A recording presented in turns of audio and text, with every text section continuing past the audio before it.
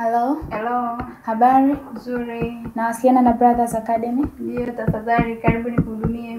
Mimi nimefeli kidato cha 4 na nimewasikia Brothers kwa muda mrefu. Je, waweza nisaidia? Ndio. Sisi ni Brothers Academy, wale mabingwa wa kufaulisha waliofeli kidato cha 4 na cha 6, QT, A-level kwa mwaka mmoja. Kozi za lugha tunatoa. Hostel zipo Topa Dar es Salaam, karibuni nyote. Unajua watu wengi hawafahamu, lakini sisi tunawaletea za ndani kabisa ambazo zimetufikia hapa Costa TV mara baada ya Simba kugomea mkutano na waandishi wa habari ambao huu ulikuwa moja kwa moja unaashiria kwamba wapo tayari kuelekea dabi ya Kariakoo kwa hapo kesho pale kwa Mkapa Dar es Salaam. Hivi tunavyozungumza, kama vile ambavyo umesikia waandishi wetu wakiwepo hapo Benjamin Mkapa wameripoti na taarifa iko hapo YouTube kwamba Simba wamegomea mkutano huo. Cha chini kabisa cha ndani ama chanzo chetu kinaeleza Simba wanataka kufahamu sababu ambazo zimepelekea mchezo huo kuahirishwa kutoka Juni 15 mpaka Juni 25 ni nini, lakini pia wao wanaoji kana kwamba mbona mapendekezo yote ambayo Young Africans waliweza kuyaomba ama kuyapendekeza yamefanyiwa kazi, kiwemo baadhi ya viongozi kujiuzulu, lakini wao kama wanaonekana vile sintofahamu ambayo wamejikuta wapo katika hatia ngumu. Kwa hiyo chanzo cha ndani kabisa inaashiria kwamba Simba kikao ambacho kimefanyika usiku wa kuamkia leo, mchezo huu hawautaki kabisa, hawataki kuutambua kwa sababu zile sababu za msingi ambazo zilipelekea kuahirishwa kwa mchezo huu Juni 15 hazijaainishwa. Kwa nini bodi ya ligi ilipeleka Juni 25? Sasa tuseme tu kwa namna ambavyo Simba kwa sasa wakiwa katika nafasi nzuri ya kuweza kutoa ubingwa, ilikuwa kila mtu anategemea kwamba Simba pengine kwa alama zake 78 alafu Young Africans ikiwa na alama 79, basi kwa vyovyote vile wangeingiza timu yao hapo kesho ili kuweza kutetea ama kupambana kupata ubingwa ambao tayari kuna miaka kadhaa hapa, manake ni miaka 3 mfululizo Simba hawajatoa ubingwa. Lakini vile vile pia wa ligi kuu soka Tanzania bara, lakini vile vile pia wamefungwa na Young Africans mara 4 mfululizo. Kwa hiyo kama mchezo huu unachezwa hapo kesho, it means that wangekuwa kama wakifungwa basi wangefungwa mara 5 mfululizo. Sasa Simba hawajataka kwenda mbali zaidi. Wao inaonekana kwamba wanaoji kwa nini mchezo uliahirishwa kutoka Juni 15 mpaka Juni 25. Na ikumbukwe tarehe ya mwisho ambayo Simba waliweka posti yao, tamko lao lile ambalo Simba walilitoa, walieleza vitu vyao vya msingi kwamba kwa nini Simba waliamua wakasema hautambui mchezo namba 184 kama utapangiwa tarehe nyingine mbali na tarehe ya Juni 15. Sasa hiyo ndio tunaona wameonekana kama kusimamia zaidi kile ambacho wao wanakiamini kilikuwa sahihi sana kwao. Na sasa imeibuka, na ndio maana asubuhi pia nilikuwa ninauliza je, itakuwaje kwamba kama Simba wakiamua kutoingiza timu uwanjani itakuwa kwa vipi? Ama kama wakiingiza, kwa sababu za chini kwa chini pia zipo zinazoeleza Simba wanaweza kuingiza timu lakini wasimalize dakika 90, au mchezo huo usichezwe dakika 90, badala yake ukachezwa mchezo ndani ya dakika 10, Simba wakajivunja wachezaji 3 mpaka 4, alafu mchezo ukafia hapo na Young Africans akapewa alama tayari. Kwa hiyo kama Simba sasa wanaonekana wamezila, hawataki tena kucheza huo mchezo kutokana na namna ambavyo wao wanaona hawajatendewa haki.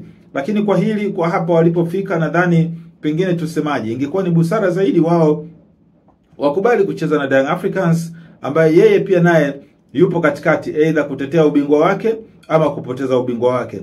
Na anapoteza kwa nani? Ni kama vile pengine Simba wangeamua kuchanga vizuri karata zao kuweza kuingiza timu yao uwanjani kuleta matokeo mazuri kwao. Lakini Young Africans na kikosi imara pia ambacho tumekizungumza miaka kadhaa hapa 3 mfululizo hii. Yanga ndio timu ambayo ukiangalia inatisha zaidi kwa kikosi jinsi ambavyo imekamilika. Lakini Simba kikosi chao kwa idadi kubwa ni wachezaji wapya ambao wanaunda safu ya ushambuliaji wengi wapya. Labda tu safu yao ya ulinzi ndio kidogo unakuta kuna maingizo yale ambayo yameshajizoesha kucheza katika dabi za Kariakoo. Mfano ukimzungumzia Mohamed Hussein Zimbwe, lakini pia ukimzungumzia beki Shomari Kapombe, lakini vile vile pia ukimzungumzia Shemalon Fondo ambaye naye tayari ameshakuwa si mgeni. Lakini ukiangalia idadi kubwa ya wachezaji kina Jean Shazoa, Shamwa Karabu, Elim Panzu, kina Mutale, wengi ni wapya kina Fernandez, wengi ni wapya kina Kagoma. Kwa hiyo sasa Young Africans ukiangalia wao ni wale wa miaka 3-4 mfululizo sasa wanafanya vizuri pale golini Jigi Diara, huku Simba unguta Pinipini Kamara. Lakini ukiangalia kuna Kibwana Shomari ni wa muda mrefu, Dickson Jobu wa muda, Baka pia wa muda mrefu sasa. Ukiangalia pale katikati ya Lidi ya Ucho, kina Zuzupa Kome, na sasa ameongezeka kina Klatus Shoda Chama. Kwa hiyo Simba wanaonekana kama wengi ni wageni. Yanga ndio kidogo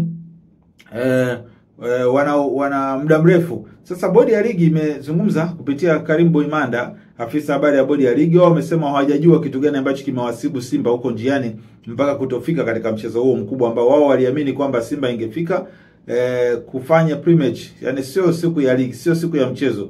Manake ni before day ambayo ilibidi waingie katika mchezo, manake hapo kesho. Kwa hiyo Simba ilibidi wafike wazungumze mipango yao, mashabiki wao wajue kwamba wamejipangaje. Lakini sasa kutotokea mpaka sasa kunaleta sintofahamu kweli dabi ipo ama dabi haipo. Ndio watu wanakuwa na taharuki hapo, kwa sababu katika wakati huu ndio wakati ambao niliripoti kumekuwa na vikao vingi ambavyo Simba vinaendelea. Wapo ambao wamegawanyika. Kama ukiangalia kuna clip moja tumeweka jana hapo.